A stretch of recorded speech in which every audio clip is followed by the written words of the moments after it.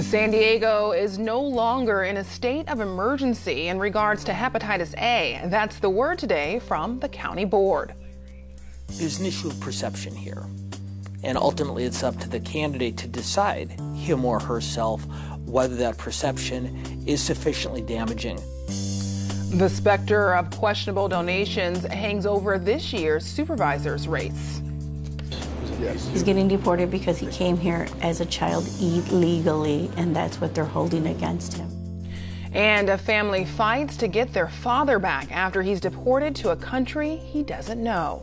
KPBS Evening Edition starts right now.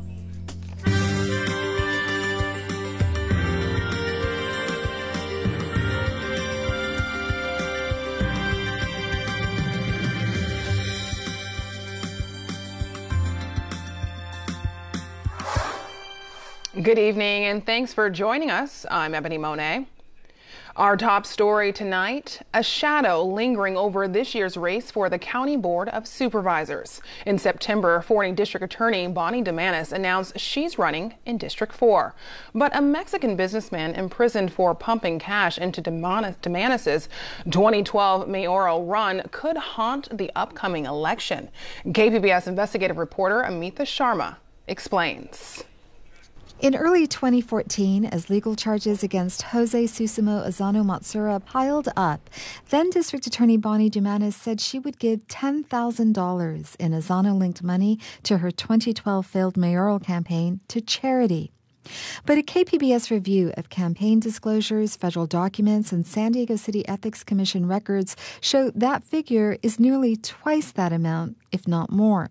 We found that at least $17,500 in money given to Dumanis' campaign for mayor came from Azano's relatives, employees, straw donors, and people connected to them. A straw donor is someone who illegally gives by using another person's money, in this case, Azano's. Our analysis also showed that another $17,950 came from former San Diego police detective Ernie Encinas' family members, friends, and people with business ties to him. Many of them gave on the same day and contributed the maximum amount of $500. Encinas acted as a liaison between Azano and Dumanis' campaign. Encinas admitted violating campaign finance laws in a plea deal. By law, candidates are not required to return questionable donations unless they knew the money was illicit.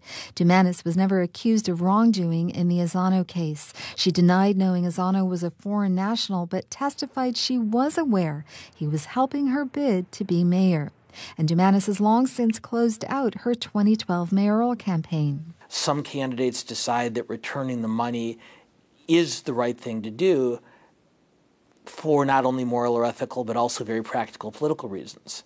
Former California Fair Political Practices Commission Chairman Dan Schnur says those practical political reasons come into play if the person is running for office. There's an issue of perception here, and ultimately it's up to the candidate to decide, him or herself, whether that perception is sufficiently damaging to their election prospects or to their reputation to require returning the funds to their original sources. But there's no absolute, there's no black and white answer on this. Dumanis is now a candidate for the San Diego County Board of Supervisors in this year's election. KPBS reached out to Dumanis to ask her what plans, if any, she had for the Azano-related money. Her political consultant, Jason Cable-Rowe, responded asking for extra time to reply. But then one day later, Rowe sent an email to KPBS stating, quote, "Yeah, let's just ignore her. This is BS and really dumb," end quote. KPBS sent an email back to Rowe asking if that was his official statement. We did not hear back. KPBS wanted to interview Ethics Commission Executive Director Stacy Fullhorst on whether the department had ever investigated Dumanis for the high volume of disguised giving to her mayoral campaign. Fullhorst declined an interview. In addition to the several $1,000s in straw donations, Azzano contributed at least $100,000 to an independent expenditure committee he set up to help Dumanis for mayor. He also financed $100,000 in social media services. Schnurr says these facts taken together might warrant more scrutiny of Dumanis.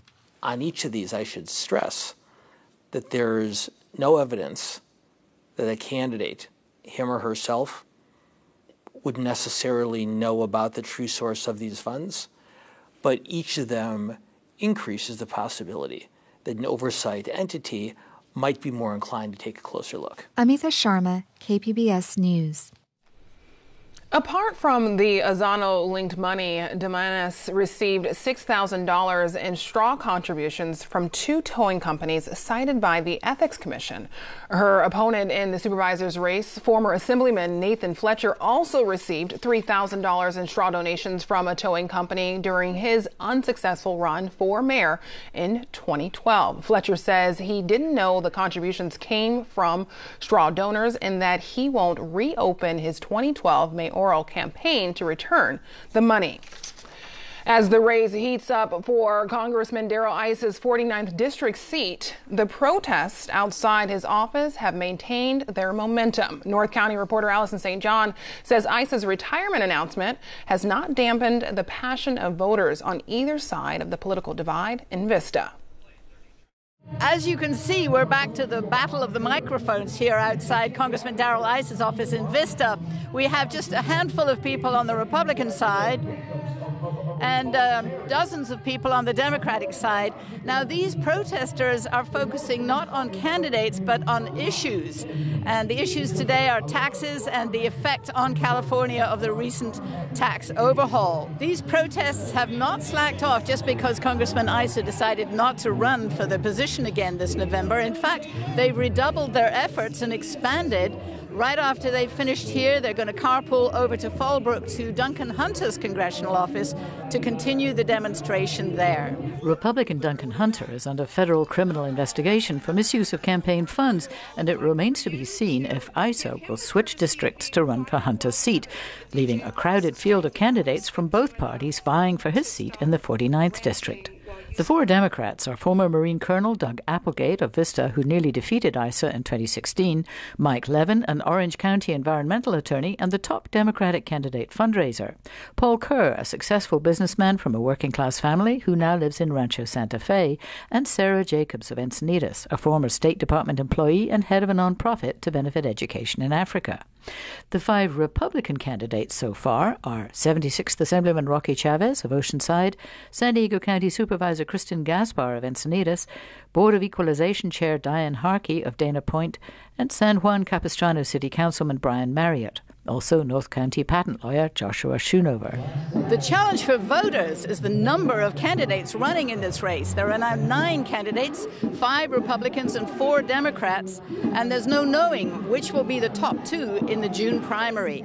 As you can see, passions are only running higher here in the 49th Congressional District. In Vista, I'm Allison St. John, KPBS News. San Diego's mayor headed to D.C. today to tout the success of the North America Free Trade Agreement. The mayor's trip comes just as U.S. officials are renegotiating the pact with Mexico and Canada. President Donald Trump has long criticized the deal. KPBS reporter Tara Minto has details in tonight's New Economy Report. Mayor Kevin Faulconer says the 24-year-old NAFTA deal is crucial to San Diego. In 2016, more than $5 billion in goods were exported from here to Mexico. Faulconer says he plans to meet with officials to stress NAFTA's vital role in the region.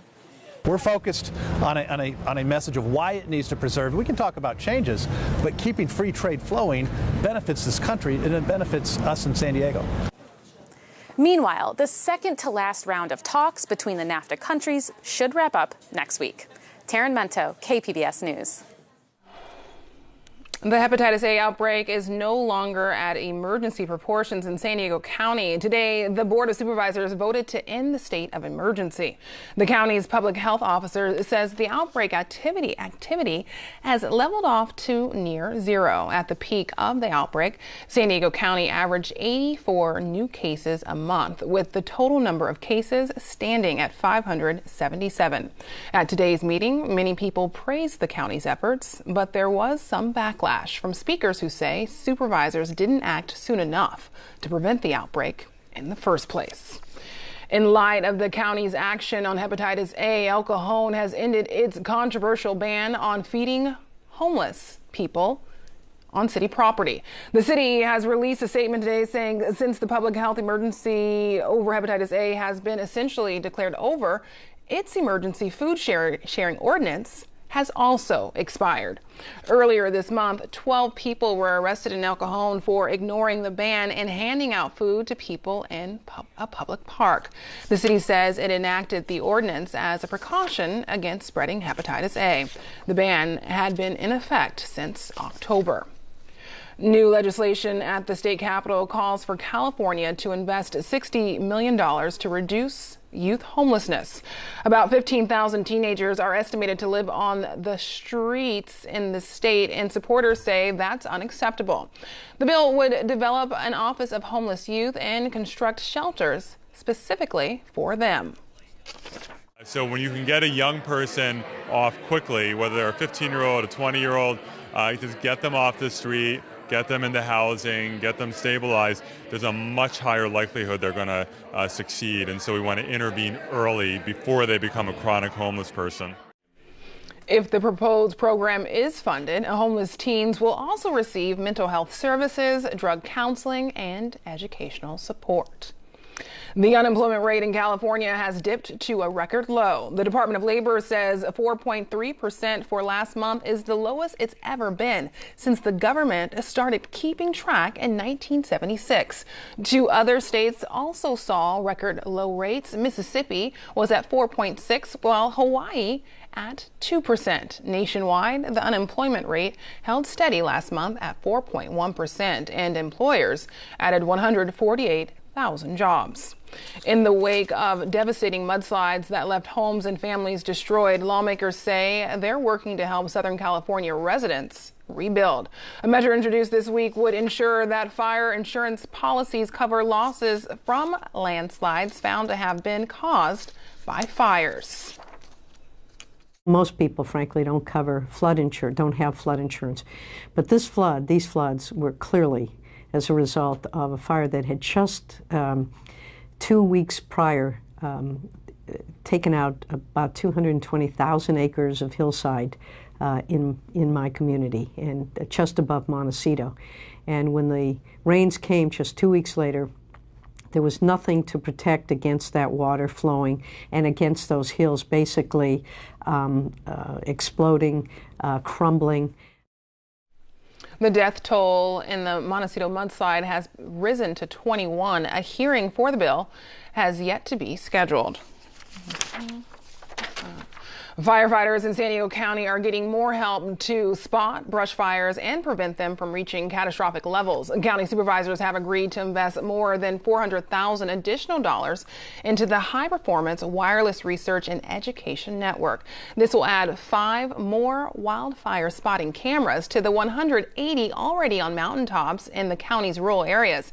Fire officials say the network was valuable when fighting the recent lilac fire in North County. The program is a partnership between the county, UC San Diego, and the Scripps Institute of Oceanography.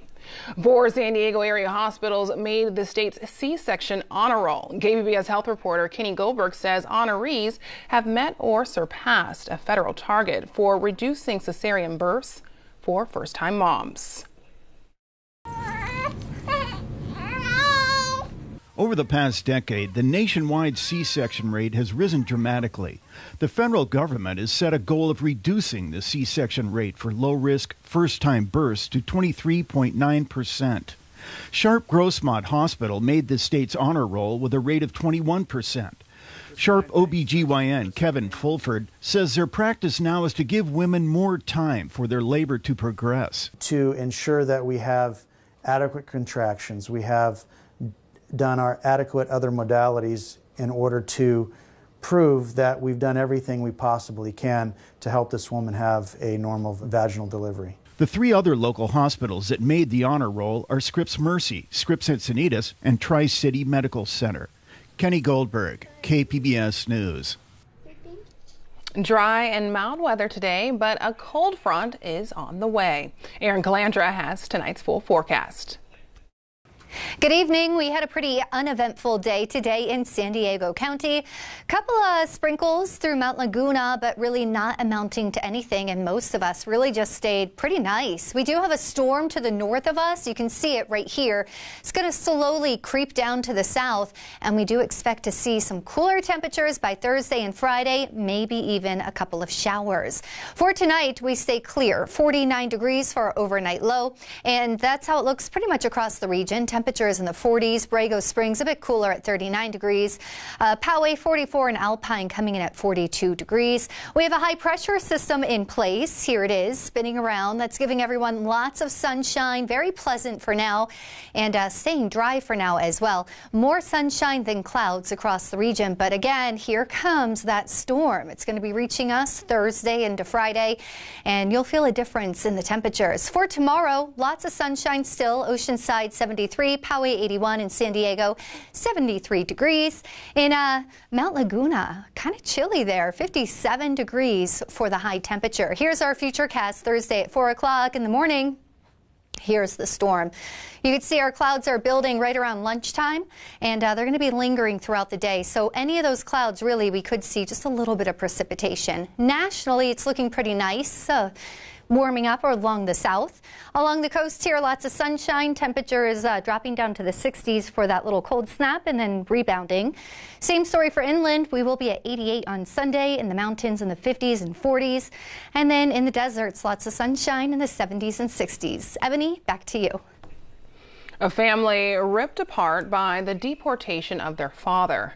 Detroit public media television cameras were at the airport when Jorge Garcia was deported to Mexico. They say he has tried to find a pathway to legal citizenship for years. Also, he has no criminal record. Producer Bill Kubota shows us his final moments before he returns to a country he doesn't know.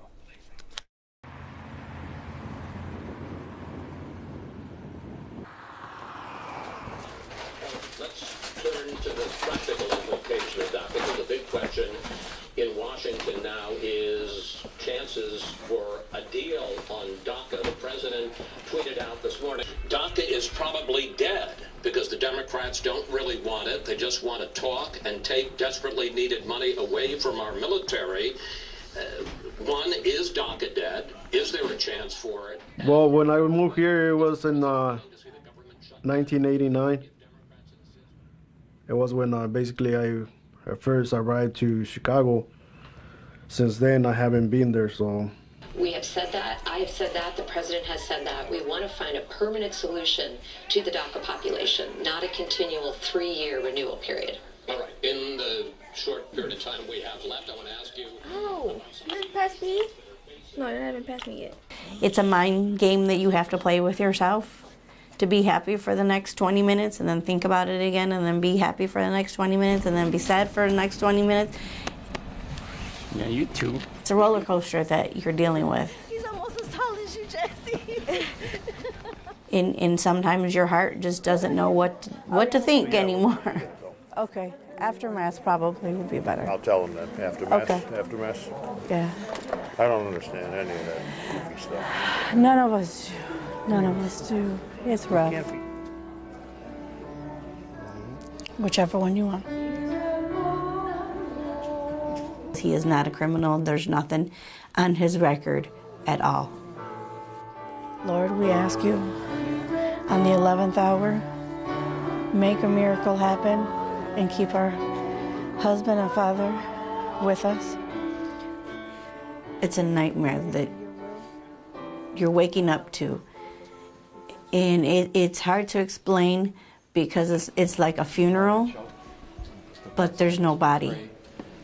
Loving and gracious God, we thank you for the great gift of family and great gift of fathers. And as Jorge goes forth this day, may he always know his great love that we have for him and the love that you have for him. We ask you to rid him of all anxiety, bring courage to his heart. This started 13 years ago.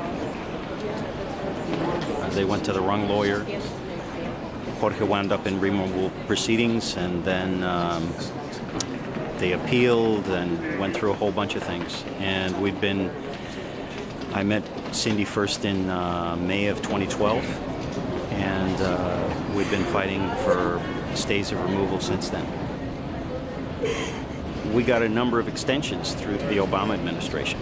And this is, I think if anybody were to meet them, I don't think there's anybody who would say this family should not be together. He doesn't even have traffic tickets. There's no words. No words anybody can say at this point in time that will heal me.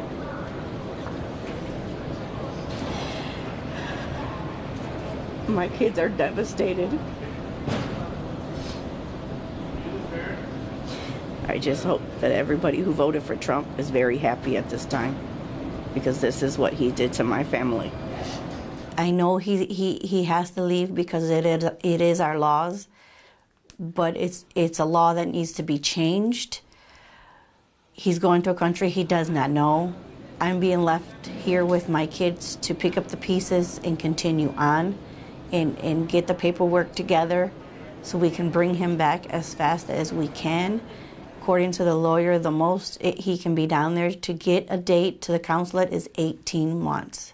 It's a good family, and he's a decent, low-key guy, and he's been the rock for Cindy. You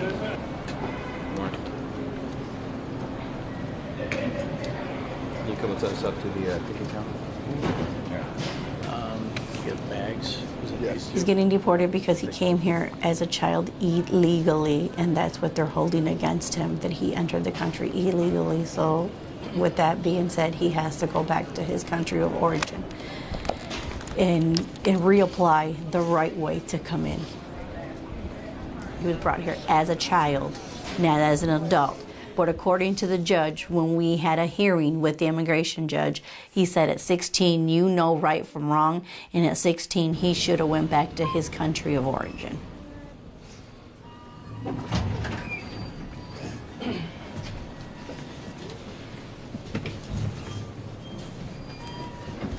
With the Trump agenda in place right now, there's not much we can do. We support with our finances and our time and our love, but today it came to an end, and the fine man was ripped away from his family and children, and I don't think I've ever seen anything more awful.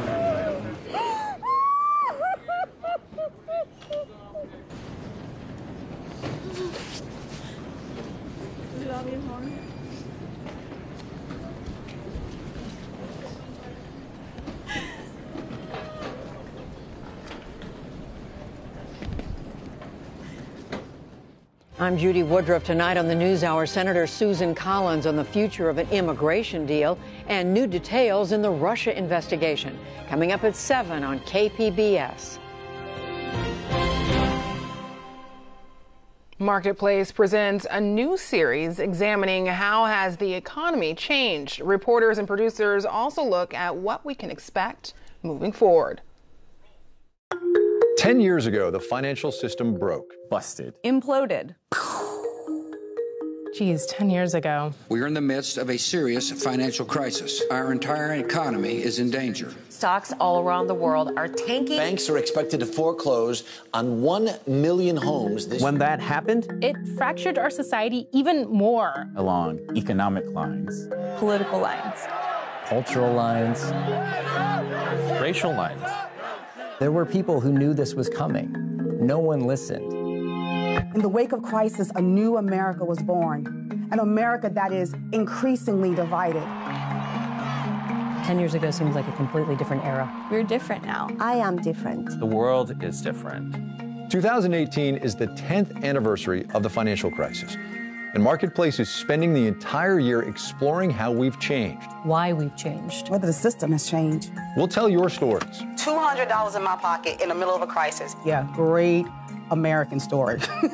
I'd like to know where I'd be today if this never happened. I might even be a homeowner, you know? We'll answer your questions. How did this all happen? Who was held accountable? I honestly still don't understand. How can we break our addiction to growth? What's going to happen next? How can we prevent this from happening again? Because the financial crisis is the origin story of today. This is the divided decade. The nominees for the 90th annual Oscars are in, and it was a history-making event. For the first time ever, a woman has been nominated for Best Cinematography. Rachel Morrison was the director of photography on Mudbound, a World War II-era period drama. Today's nominations also celebrated first-time filmmakers Greta Gerwig and Jordan Peele for Lady Bird and Get Out. The film with the most nominations, 13, including Best Picture, was The Shape of Water by veteran filmmaker Guillermo del Toro. The 90th annual Oscar Awards will be handed out on March 4th. Now here's a look at what we're working on for tomorrow in the KPBS newsroom. On Morning Edition, Drop the Puck in Sin City, a closer look at hockey in Las Vegas. And on Midday Edition, San Diegans with a green thumb can now try their skills on a new plant. We'll talk about growing your own cannabis. That's tomorrow on KPBS Radio. You can find tonight's stories on our website, kpbs.org/evening edition. Thanks for joining us. Have a great night.